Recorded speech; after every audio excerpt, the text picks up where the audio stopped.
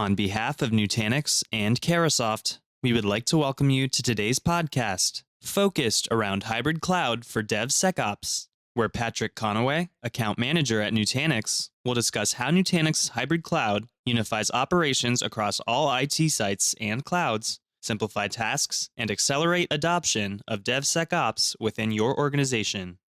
Thanks very much for the introduction. Hello, my name is Pat Conaway. I'm with Nutanix.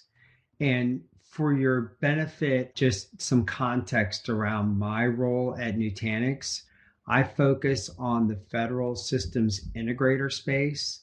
And some of the work we have been doing is around automation using a product called Calm from Nutanix. And Calm is a tool that I'll be going into a little bit today and getting you guys up to speed.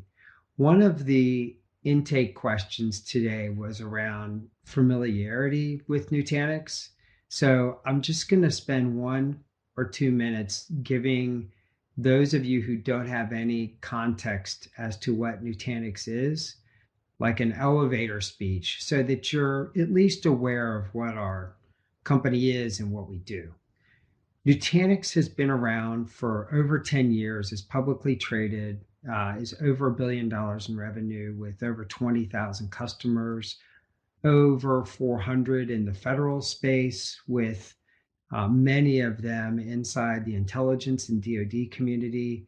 Our products are software-based and are tightly integrated with servers provided by Supermicro, Dell, HP, Cisco, and in the commercial sector, Lenovo, although we have not sold any of that into federal. So the purpose of Nutanix is to replace conventional 3-tier architecture and hypervisors with a more cloud-like framework, right? So you have rack mount servers that have direct attached storage, either spinning disk or solid state, and a software mechanism that unifies all of those direct attached storage devices into a single pool of storage resource that is then virtualized and offered up through the hypervisor to your VM workloads.